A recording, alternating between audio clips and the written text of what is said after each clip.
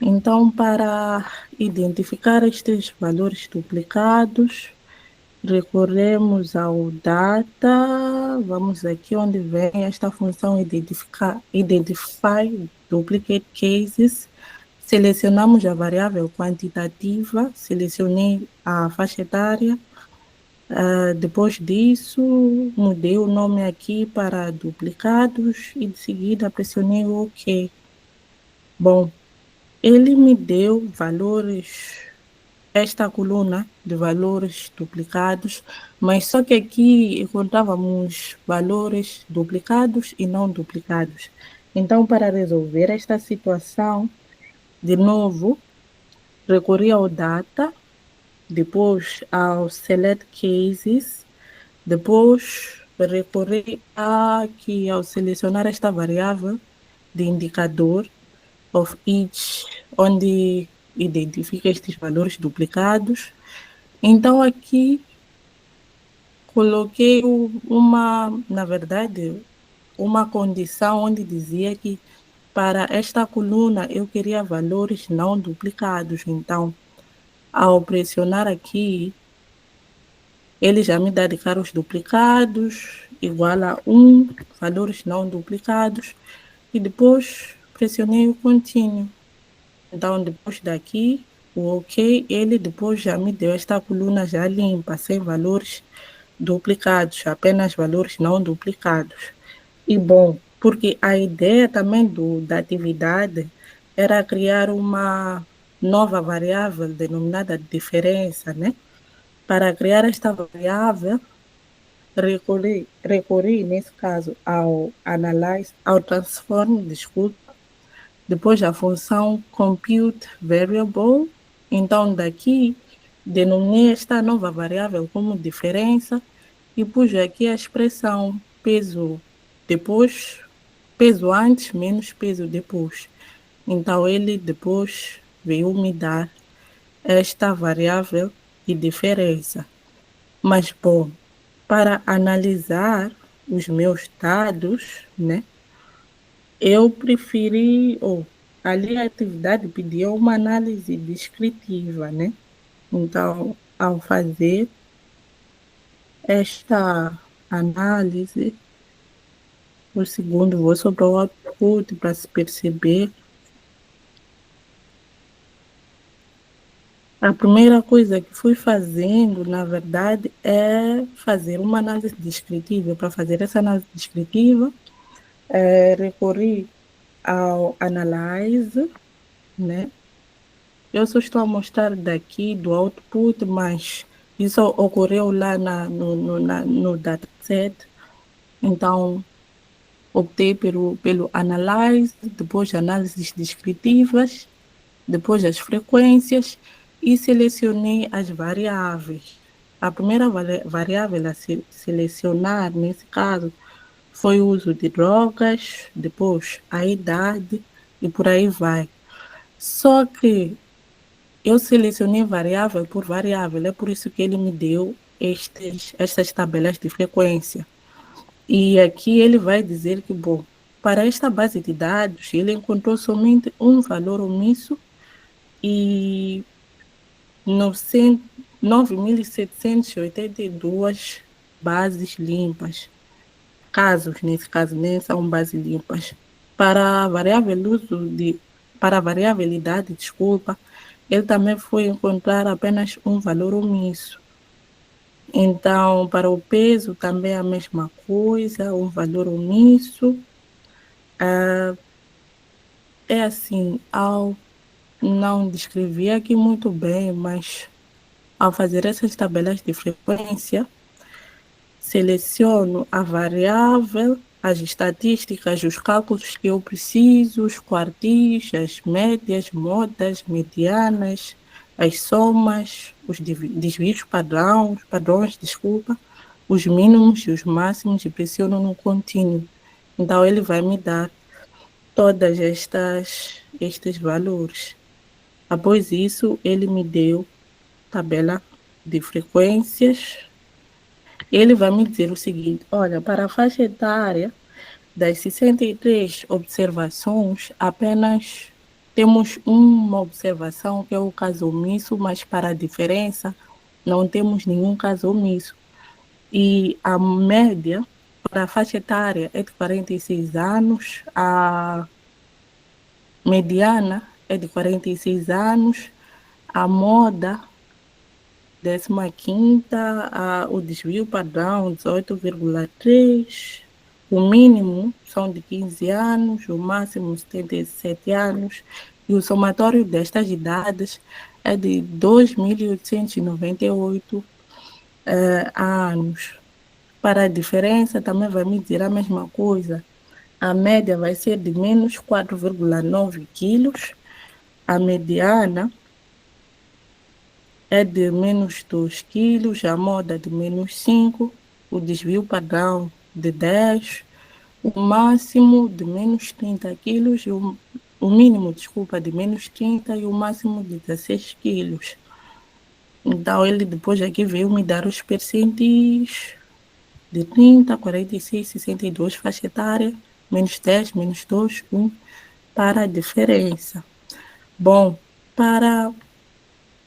após ter optado pela função ali no Analyze das estatísticas descritivas, ele também me deu a frequência para cada tabela. Para a faixa etária, me deu esta tabela de frequências. Para a diferença, também me deu esta tabela. E ali, ele associou logo a um histograma, mas isso porque também coloquei como uma opção aqui no, não sei se consegue ver, aqui no chat. Então, optei pelo histograma e ele veio me dar este histograma. E aqui o histograma vai dizer que, olha, para a faixa etária, nós temos o extremo aqui acima de 6, em termos de frequência, mas o mínimo ronda por aí no 1, e a faixa, por exemplo, dos 20 aos 70 anos apresenta uma frequência de 5 como média, né? Para a diferença também me deu um histograma depois disso, de forma a combinar diversas variáveis, voltei para aqui para o Analyze, estatísticas descritivas, aqui para os... Não, Analyze não, perdão. Vim para aqui para a tabela, Custom Tables, então aqui eu combinei as variáveis que eu queria, o sexo, a faixa etária, o, a diferença. Desculpa, eu estou ouvindo um retorno, não sei.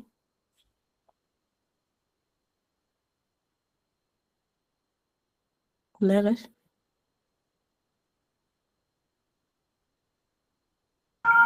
Mas pode prosseguir. Tá bem.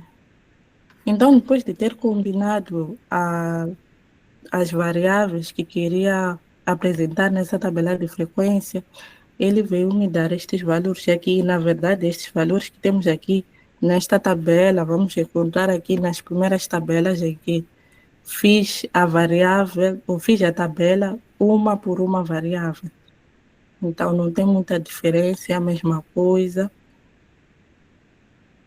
Não tem muita diferença. Depois veio voltar a mudar os histogramas de novo. Mas isto porque combinei as variáveis, né? Podia ter deixado do jeito que estava, assim, uma por uma, e ia me dar a mesma coisa. Mas, bom, uma das coisas que queria analisar é a relação entre o sexo do paciente e o método de perda de peso e a diferença. Uma das coisas que deu para perceber é que, por exemplo, para o sexo feminino, o método de perda de peso mais usado e que gera, vamos dizer assim, o que gera mais diferença é o tratamento. Enquanto que para o sexo masculino, o método que gera mais diferença, vamos assim dizer, é o placebo.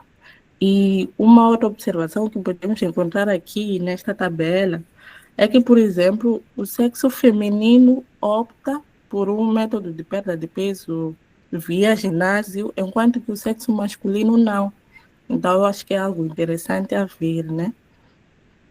Se formos a ver aqui também, o sexo feminino, ele geralmente opta por quase todo tipo de tratamento de perda de peso, de método de perda de peso, como podemos ver aqui, placebo, tratamento, ginásio, enquanto que o sexo masculino não, ele aqui, segundo estas observações, ele opta somente pelo placebo e pelo tratamento.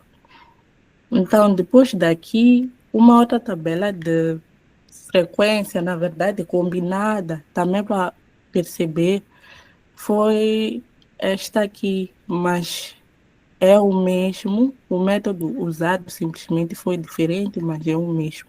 Os dados, as observações, na verdade, são as mesmas que já tinha citado. Bom, a outra coisa interessante aqui seria esta tabela de uso de drogas, né? Se formos a ver, as pessoas que já usaram drogas, elas optam por um método de perda de peso via ginásio. E as pessoas que nunca usaram, elas optam pelo método de peso, de perda de peso via tratamento. E se formos a ver, as pessoas que usavam drogas, elas não optam por nenhum método de perda de peso. Então, acho que é algo interessante. Podemos ver via este gráfico aqui, que vai nos dizer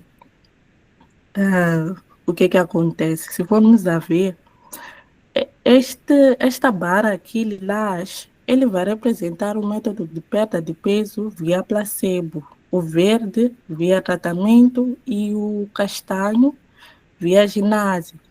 E se formos a ver aqui, aproximadamente, vamos dizer, 18 pacientes, os que 18 pacientes, sim, eles já usaram drogas, mas também usam este método placebo, né? Em relação ao método de tratamento, aproximadamente 20 pacientes que já usaram drogas preferem este método.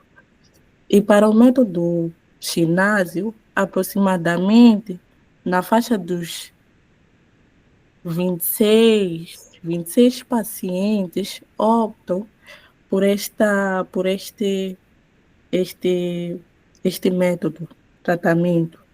E estes 26 pacientes são todos os que já usaram drogas. Estão aqui nesta faixa dos 5. Para quem nunca usou drogas, não vemos aqui nenhum. O gráfico nos diz que não há nenhuma observação em relação a eles, em termos de método de perda de peso. E para quem nunca usou, vamos dizer que é que opta pelo método tratamento, né? Se formos olhar estas observações. Bom, descendo mais um bocadinho, de forma a perceber qual é a percentagem em relação ao Estado civil, qual é a percentagem dos estados que usam estes métodos, podemos ver aqui. Para o placebo, a camada solteira, ele apresenta uma percentagem de 22,2%, os casados de 11,1%, os que vivem em união marital 16,7%, divorciado nenhum, e o viúvo 50%. Para o tratamento, 25%, para os solteiros, 35% casados, Estado Civil 20%, divorciados 5% e viúvo 15%. Ginásio 38,5%, solteiro 15,4% casados, 11,5% união marital 7,7, divorciado 29,9 viúvo. Aqui este gráfico ele vai ilustrar mais ou menos o que talvez estava aqui a dizer. Olha, para o método placebo, podemos dizer que o seguinte: os solteiros, eles apresentam uma taxa de aproximadamente 40%. Desculpa, placebo, uma taxa de aproximadamente 21%, desculpa. Para o método tratamento, eles apresentam uma taxa de 25% e para o método ginásio apresentam uma taxa de aproximadamente 40%. Para os casados, em relação ao método placebo, vão apresentar aproximadamente 11%, tratamento aproximadamente 35%, e o placebo aproximadamente, e o ginásio, desculpa, aproximadamente 17%. Mas, bom, isso tudo é só para ilustrar que nesta variável, se formos já fazer relação entre o estado civil e o método de perda de peso, vamos ver que os casados, eles optam pelo método de tratamento em relação às demais variáveis. E os solteiros, eles optam pelo método placebo em relação às demais variáveis. E os viúvos, eles vão optar pelo método também placebo em relação às demais variáveis.